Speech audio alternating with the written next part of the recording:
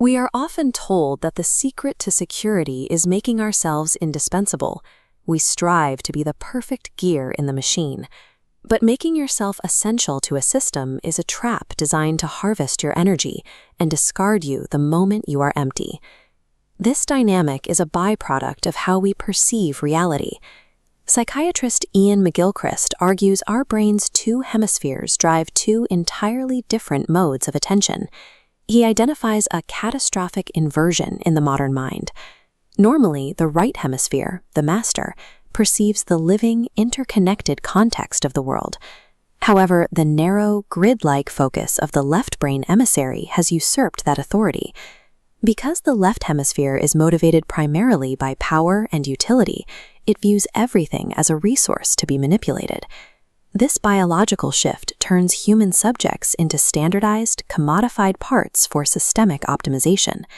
This neurological shift creates a virtual map of reality we can call the render. It is a static, fragmented representation of the world that mistakes its own rigid categories for actual life. To function within the render, you have to abandon your innate nature. You must contort your life to fit into the sterile boxes the system recognizes. The system rewards this compliance with a salary or a title, but those are just tokens of your ongoing commodification. It is quietly burning you as fuel while you try to climb its ladder.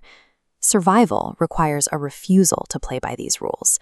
Any attempt to negotiate your worth within the render only confirms that the system has the right to judge you. The countermeasure to this exploitation is found in ancient Taoist philosophy.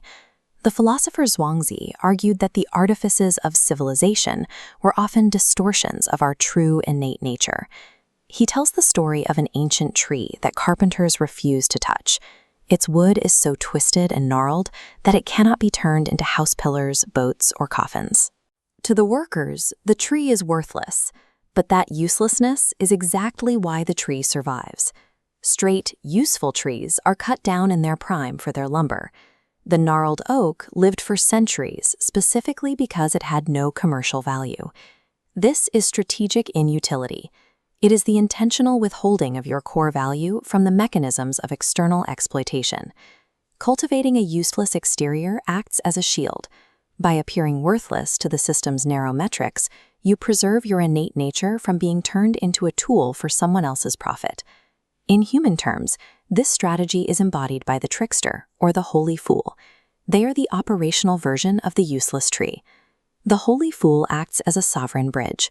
They use deliberate absurdity to disrupt the rigid categories of the render, which breaks the logic of the system and reconnects us with unmanifest potential. We see this in the Russian Yurodivy. These individuals were granted sacred status because they were completely immune to the power of the Tsar. When Tsar Ivan the Terrible marched on Pskov to massacre its people, a fool named Nicholas offered him a piece of raw meat. Ivan was offended, claiming he was a pious Christian who followed the rules of Lent. Nicholas countered with a single question: why abstain from meat when you feast on human blood? By pointing to the Tsar's own hypocrisy, the fool collapsed the monarch's ego. You cannot out-argue a rigid bureaucracy. You must use the trickster's paradox to make its authority feel impotent. The holy fool proves an individual's internal authority can outweigh the crushing weight of a system. To apply this to modern life, we can use the 3 Ps equals S protocol, a map for reclaiming that internal energy. This is the diminished self. When the 3 Ps, personal, private, professional, outweigh your internal governance, you're left powerless. But reaching the sovereign self inverts this.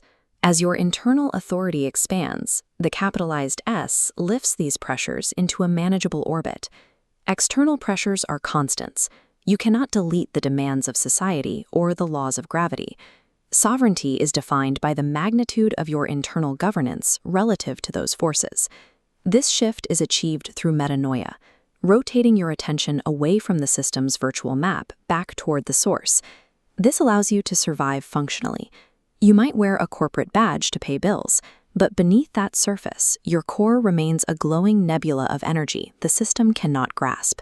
Stop volunteering for the axe. Trying to prove your worth to a machine only makes you easier to harvest. Embrace the twisted wood. By cultivating strategic inutility, you protect your nature and secure the ultimate freedom of the trickster.